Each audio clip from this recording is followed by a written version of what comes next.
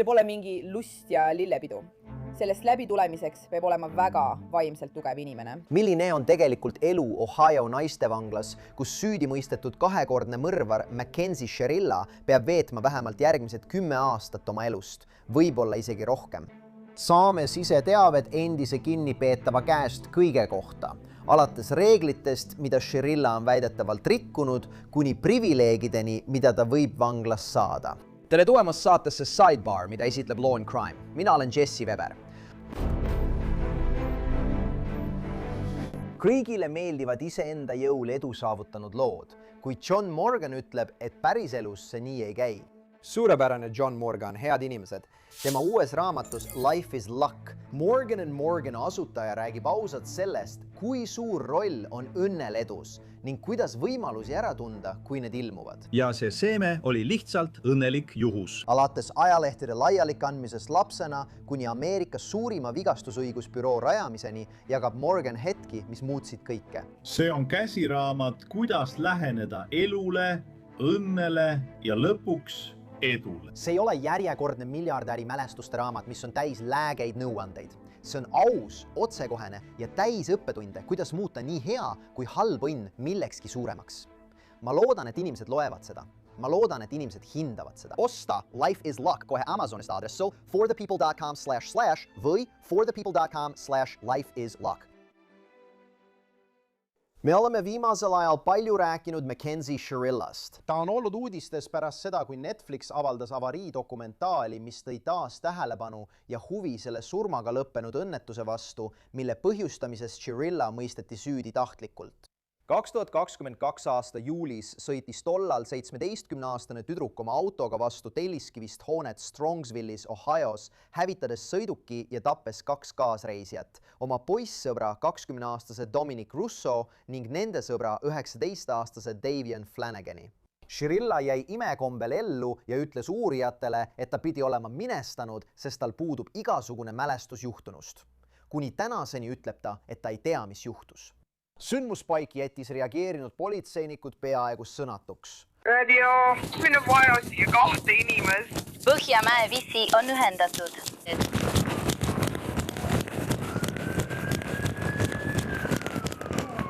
Ma olen vaba puti, raadio 3, meil on 3 inimest.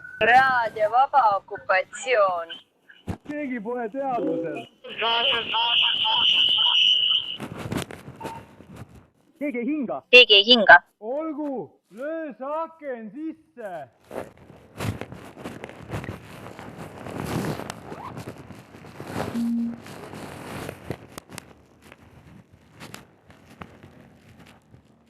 Issand jumal mees.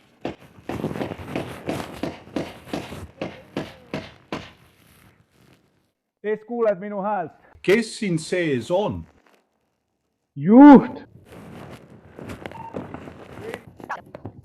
Juht! Hinjamin. Teaduseta. Hei, mina. Korras, raadio, kas neil on mingit edasiliikumist kõigil 3? Tule siia. Hästi. Ja, kas sul on? Kas sul on nuga vaja? Võta. See on halb, kutid. Oodake, ta on elus. Me peame ta kuidagi siit välja saama. Ja Sherilla on kinnitanud oma süütust kohtuniku ees toimunud kohtuprotsessil. Siin esitasid prokurörid ajajoone tema toksilisest suhtest Tomiga, tema näilisest avarii etteplaneerimisest, mida toetas ka külastus sündmuspaigale. Päevadel enne seda paistis tekstisõnumites ja sotsiaalmeedias täielik kahetsuse puudumine. Pärast avariid räägiti füüsilistest tõenditest gaasipedaali ja auto kohta, sellest, et riket ei olnud ning tema jalg ei puudutanud kordagi pidurit. Ohio kohtunik mõistis ta lõpuks süüdi terve rea süüdistuste, sealhulgas mõrva eest. Karistuse määramisel selgitas kohtunik oma otsuse põhjuseid. On väga suur tõenäosus, Mackenzie, et sa veedad ülejäänud elu vanglas.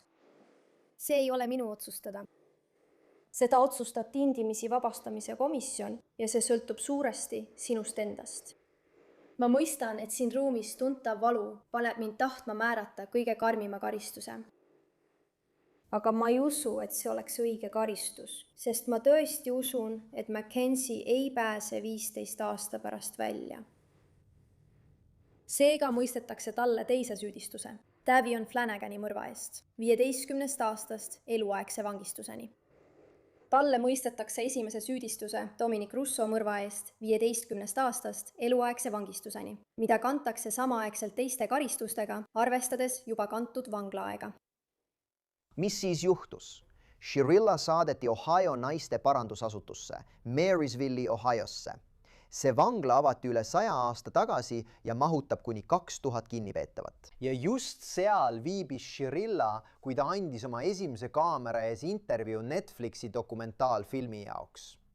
Ja oma elust trellide taga ütles ta, siin on iga päev tõesti raske. Ma püüan igal hommikul ärgata ja olla parim inimene, kes ma olla saan, ning hoiduda pahandustest. Pole ühtegi hetke, mil ma ei mõtleks Tomile ja Davionile. Kuid tema lühike aeg Marysville'is pole seni möödunud ilma vastuoludeta, sest me saime tema vanglarekordi, mis annab meile aimu probleemidest, millest teda on süüdistatud. Näite 2024 aasta mais sattus Shirilla ilmselt hätta, kuna ta oli väidetavalt vales kohas valel ajal. Parandusametnik kirjutas ülaltoodud kuupäeval ja ligikaudsel kellaajal 23:40. Vang Shirilla V111780 nähti teise korruse puhkeruumis oma tahvelarvutiga rääkimas. See on teine juhtum, kus Vang Shirilla on leitud puhkeruumist pärast seda, kui vaba aeg on lõppenud. Vang Shirilla saab süüdistuse reegli 5,6 rikkumises ehk vales kohas viibimises. Järelraportis ütles Shirilla, tsiteerin, et ta lihtsalt ei teadnud. Ta tunnistas seda ilmselt ise. Kuulamise läbiviija leidis ta süüdi olevat. Ta sai suulise hoiatuse. Vaid mõned kuud hiljem esitati veel üks distsiplinaarraport. Tsiteerin. Ülaltoodud kuupäeval ja ligikaudsel kellaajal viisin mina, ametnik Price, läbi juhuslike voodite läbivaatuseid. Vang Shirilla läbivaatuse käigus leidsin 2 paari muudetud vormipükse, ventilaatori, millelt oli nimi ja number maha tõmmatud ning samale poolele oli kirjutatud Shirilla ning 4 alasti ajakirjapilti. Selle eest esitan talle süüdistuse punktis 12.3 teise vangi vara omamine ja punktis 12.7 keelatud eseme omamine. Ja vangla dokumendi järgi ütles Shirilla personalile järgmist. Mul olid tõesti ventilaator ja püksid, need anti varustuse hoidjale üle ja mulle esitati süüdistus. Nii et ilmselt kaotas Shirilla selle eest 30 päevaks õiguse kasutada vanglakauplust. Talle tehti mitu märkust selle eest, et ta kandis väidetavalt muudetud või valesti kantud riideid. Sul on see raport aprillist 2025. See jäi silma, sest seal on kirjas. Lähenesin IP Shirillale, kui ta oli juhtumi korraldaja Jonesi kabinetis, et viia ta tualetti ja kontrollida, kas ta on korralikult riides. IP Shirilla oli varem härra Reami kabinetis ja ta palus Shirillale anda ära oma pusa, kuna see oli muudetud ja loeti keelatud esemeks. IP ütles, et härra Riim ei saanud seda endale võtta, sest tal ei olnud pusa all korralikult riideid seljas. Kui ma ütlesin talle, et viin ta tualetti, et veenduda, kas tal on korralikult riided seljas, et saaksin tema pusa ära võtta, ütles ta, kui tema saab. Ja siis kasutas ta slängisõna erektsiooni kohta, sellest, kuidas ma riides olen, siis on see tema süü. Kui ta jõudis Braley Jonesi kabineti ukse juurde, ütles ta Braley Jonesile, et too tuleks meiega tualetti kaasa, sest ta ei tundnud end mugavalt. Kui me jõudsime IP tualetti, tõmbas IP Shirilla oma pusa lahti ja tema vangla vormisärk oli täiesti lahti nööbitud. Seljas oli ainult spordirinnahoidja. Talle anti korraldus oma särk kinni nööpida ja anda mulle oma muudetud pusa. Kogu aeg, kui me tualetis olime, käitus ta väga lugupidamatult ja rääkis valju häälega, küsides, kas see ongi ainus asi, mille pärast me muretseme. Tema muudetud jope. See IP Shirilla on saanud mitu rikkumisaruannet keelatud riietuse pärast. Talle on antud uued riiklikud vormiriided vahetuseks muudetud riiete vastu. Tema pusa oli selgelt külgedelt kitsamaks tehtud ja oli IP Shirillale väga ümber. Ja siis on see, 2025. aasta augustis toimus veel üks juhtum, seekord seksuaalse tegevuse väidetega seotud. Rikkumisaruandes on kirjas, et IP-l olid käed IP Shirilla pükstes tema tuharate piirkonnas. Nüüd Shirilla eitas, et see juhtus, väites väidetavalt, ma ei lubanud tal mind puudutada ja mul pole kunagi olnud seksuaalset rikkumist ning see pole minu moodi, ma ei tee selliseid asju. Muide, Te saate praegu vaadata kõiki Shirilla väidetavaid rikkumiste aruandeid Long Crime Plus rakenduses. Meil on terve toimik McKenzie Shirilla kohta. Meil on seal kõik olemas. Politsei kehakaamera salvestised, tõendite fotod, juhtumi aruanded, vangla telefonikõned. Saate neid seal vaadata. Nüüd tahtsime teada, milline on tegelikult elu selles vanglas McKenzie Shirilla jaoks. Seega oli mul võimalus rääkida Ohio Reformatory for Womeni endise kinnipeetava Jess Dennisoniga. Ja tema videod on pärast selle õnnetusest rääkiva dokumentaali Netflixis linastumist kulutulena levinud, sest ta paljastab telgitaguseid üksikasju elust selles naiste vanglas. Ja ma ütlen teile, Jessi lugu on ainulaadne. Ta rääkis meile, et oli keskkoolis edasi jõudnud teaduse ja keemia õpilane. Lõpuks kasutas ta oma oskusi selleks, et oma narkoharjumust rahastada. Ta mõisteti 19-aastaselt 3 aastaks Marysville'i vanglasse ebaseadusliku narkootikumide valmistamise eest. Talle anti enne tähtaegne vabastus. Ta langes uuesti sõltuvusse. Ta läks tagasi. Ja ta ütles meile, et oli esimene naine, kes sai selles vanglas päris keskkooli lõputunnistuse, mitte GED, ning talle korraldati lõpuaktus. Ta ütleb, et on nüüdseks olnud 8 aastat puhas ja kaine. See on märkimisväärne saavutus. Ja kuna tema juhtum on taas olnud uudistes, on Jess postitanud sotsiaalmeediasse videoid, kus räägib oma ajast vanglas ja vastab kõigile küsimustele, mis inimestel võivad olla. Nii et meil oli võimalus temaga rääkida. Vaadake järgi. Olgu, aeg kutsuda sisse Jess Dennison ja rääkida sellest rohkem. Jess, aitäh, et leidsid aega, väga hindan seda. Lihtsalt kõigile teadmiseks, sa olid Ohio parandusasutuses. Kui kaua sa seal olid? Umbes 7,5 aastat, 3 vanglaskäigu jooksul, kui olin väga noor täiskasvanu. Ja olgu ka selge, sul ei olnud mingit kokkupuudet McKenzie Shirillaga, see oli pärast sinu aega. Ei. Ei, ma olin seal enne, kui ta isegi põhikooli vanematesse klassidesse jõudis. Okei. Ma tõesti tahan sinu vaatenurka kuulda, et teada saada, milline seal olla on. Milline tema elu seal on, üldiselt rääkides, mida peaksime selle asutuse kohta teadma, mida me lihtsalt lugedes ei mõista? Jah, naiste vangla mentaliteet on hoopis teistsugune. See erineb palju meeste vanglast. See ei ole sugugi nii vägivaldne. Seal on palju rohkem sellist keskkoolidraamat. Nii et kuigi ta ei pea tegelema oma tegude tagajärgedega nii vägivaldses keskkonnas nagu meeste vanglas, kus teda oleks otse kohe vastutusele võetud laste kahjustamise eest, siis naiste vanglas see nii ei ole. Meeste vanglas peaks ta selle eest palju rohkem vastutama. Selle asemel on ta praegu väga populaarne tüdruk, kahjuks. Ja see on huvitav, sest võiks arvata, et populaarsus, kuulsuse staatus, ma kujutan ette, et ta on seal kõige tuntum kinnipeetav. Teistes asutustes võiks see olla ohtlik. Siin aga mitte eriti. Õige, just nii. Kahjuks toob see naiste vanglas, eriti Ohio Reformatory for Womenis, sulle palju tuntust.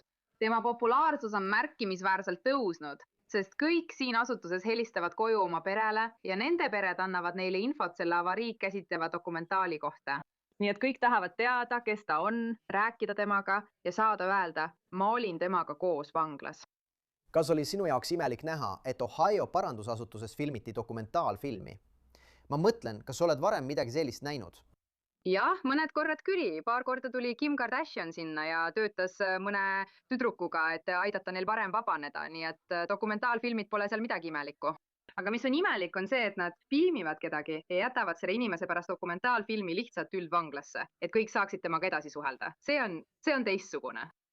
Selgita mulle, miks see probleem on? See toob tema ümber kõik inimesed. Ja kuigi tema isiksust on seal palju, toob see tema suunas veelgi rohkem inimesi, mis võimendab olukorda. See on umbes nii, et seal sees on vähe segajaid ja sa ei taha, et naised üksteisele keskenduksid. Paljud asjade eesmärk ongi naisi seal segada, näiteks tahvelarvutid ja muusika. Sa ei taha, et nad üksteisele keskenduksid. See paneb kõik naised temale keskenduma. Milline on elu seal? Kuidas see käib? Ärkad üles, lähed magama? Kuidas näeb välja terve päev? Nii et see vangla, mida kõik arvavad, et see ongi tegelikult see, mis on vastuvõtt. Kui sa sinna esimest korda jõuad, siis iga naine Ohio osariigis läbib MCC, mis on vastuvõtu ühiselamu. Ja seal sees veedad sa 30–60 päeva täielikus lukustuses. Ilma liikumisvõimaluseta, avatud ühiselamus koos kõigi teiste naistega, kes sisse tulevad, kuni oled kõik oma meditsiinilised läbivaatused läbinud. Sulle määratakse tase, mida Ohio osariigis on 3 erinevat. kõige vähem vägivaldsed ja noorimad saavad esimese taseme. Kui sul on vägivaldne süüdistus või korduv kuritegevuse määr, kus oled mitu korda tagasi tulnud, oled 2. taseme vang. Ja kui oled toime pannud kõige jõhkramaid kuritegusid, oled 3. taseme vang. Mackenzie Shirilla kuulub 2. taseme alla. Kui ta saab välja vastuvõtuosakonnast, lähed ta üldvanglasse ja tal on juurdepääs kõigele, täielik ligipääs kõigele. Nii et see, mida kõik arvavad, et ta peaks läbi elama, oli tegelikult ainult see, mida ta koges esimese 30 päeva jooksul.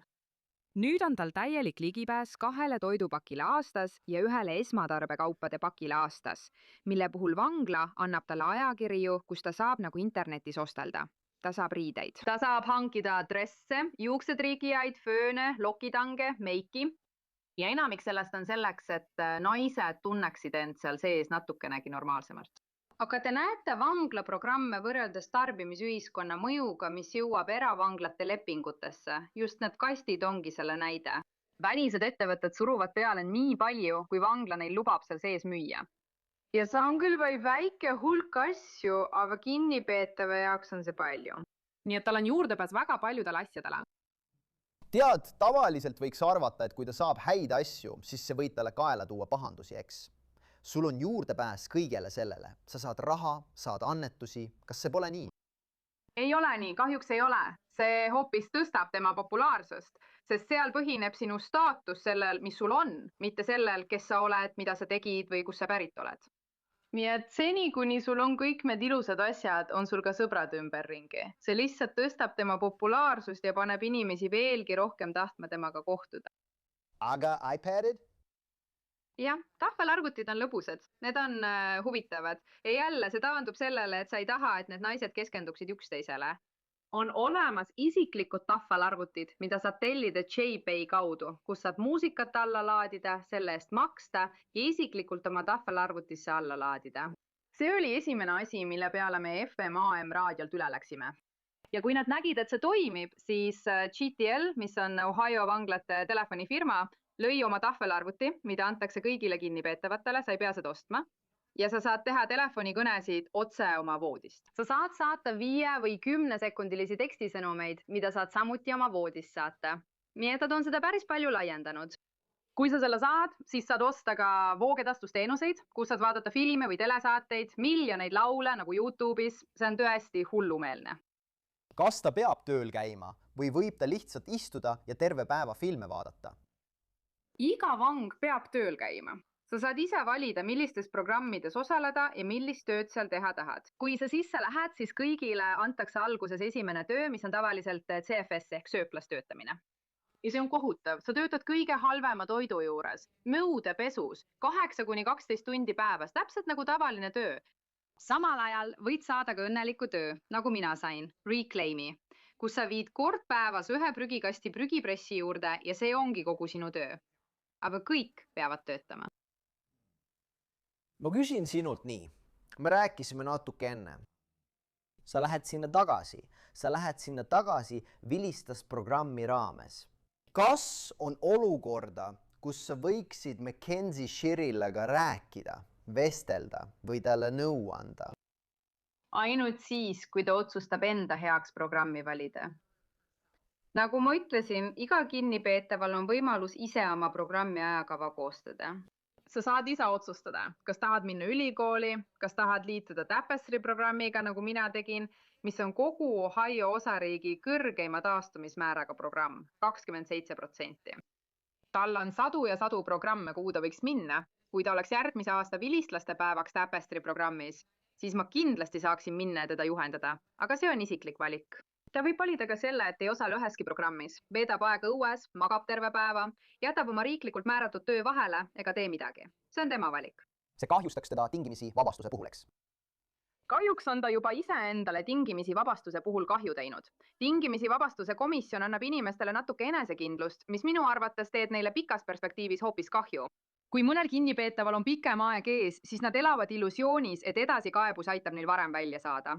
Kahjuks, arvestades tema käitumisaruandeid, ei paista, et ta hetkel käituks viisil, mis talle päriselt korda läheks. Need tingimisi vabastuse komisjonid ja see tingimisi vabastuse arutamine, nad annavad sulle eitava vastuse, nagu me seal ütleme, iga kord saab 5 aasta võrra pikendust. nii et nad annavad harva, kui üldse esimese tingimisi vabastuse kuulamisel või esimesel tingimisi vabastuse koosolekul tingimisi vabastuse, kui rikkumise eest on määratud eluaegne vanglakaristus. Saad vähemalt 2 korda eitava vastuse, kui sul on kas või 1 käitumisraport oma toimikus. Tal on neid juba mitu. Nii et 10 või 15 aasta pärast peab ta vastama selle eest, mida ta tegi, kui ta sinna esimest korda sattus. Nii et ta saab üsna kiiresti päris pettumuse osaliseks ja muutub üsna alandlikuks, kui ta näeb aastate jooksul inimesi tulemas ja minemas ning keegi neist temaga enam kunagi ühendust ei võta. Kas dokumentaalfilmis oli midagi, mis pani sind samuti uskuma, et tal võib olla raskusi enne tähtaegse vabastusega? Jah. Just see, et ta pole kunagi öelnud, mis tol ööl juhtus. Ta väidab, et ta ei mäleta. Vangist vabastamise komisjon ei aktsepteeri seda. See ei ole vastuvõetav, sest sa oled seal selleks, et rehabiliteeruda, programmis osaleda, end paremaks muuta ja võtta vastutus selle eest, mida sa tegid. Ja praegu ta ei tee mitte midagi sellest. Ja esimesed 5 aastat on vangist vabastamise komisjoni jaoks kõige olulisemad. Kui sul tekib kunagi võimalus temaga rääkida, näiteks kui ta kasutab seda võimalust, et ennast paremaks muuta ja sinuga kohtuda, siis mida sa talle ütleksid? Ma arvan, et ma küsiksin temalt, mida ta ise endale ütleks, kui ta jõuab vabastamise vanuseni. Näiteks, mida ta ise endalt küsiks, kui ta oli noorem ja vanglasse sattus? Kas see on see, kuidas sa tahad, et sind mäletataks? Kas sa tahad olla see tüdruk, kes ei suutnud vastutust võtta ega kahetseda, mingi rääkinud tõtt selle kohta, mis juhtus, et anda teistele rahu? Kas sa kavatsedki jääda oma sõltuvuse ja sõltuvusliku loomuse küüsi? Ta vajab abi, ta vajab võõrutusravi, ta vajab kognitiivkäitumisteraapiat ja see ei alga enne, kui ta mõistab, et ainult tema ise on selle eest vastutav. Ja see asutus pakub abi, kui sa seda soovid. Sa saad uskumatud programmid. Sa saad ise oma programmi kokku panna. Sa võid registreeruda millel iganes soovid või ei soovi. Ma sain 7 osariigi sertifikaati, 2 kolledži kraadi ja olin esimene naine Ohio osariigis, kes sai oma keskkooli lõputunnistuse GED asemel. Tal on kõik võimalused lõpetada ilma õppelaenuta, olla täielikult oma hariduse tipus ja muuta oma elu. 30-aastaselt, kui ta saab tingimisi varem välja. Kas see ei oleks siiski raske, arvestades tema tuntust ja seda, mille eest ta süüdi mõisteti? Kas tal ei oleks väga raske, ma ei tea, milline see elu teisel pool välja näeks? Ma arvan, et tal on võimalus. Ma arvan, et nende programmidega, mis seal on teised võimalused lõputud. Isegi temale, arvestades tema tuntust, tema juhtumit ja seda, mida ta tegi, saab vahe olema selles, kas inimesed võtavad selle vastu, sest ta võtab tegelikult vastutuse.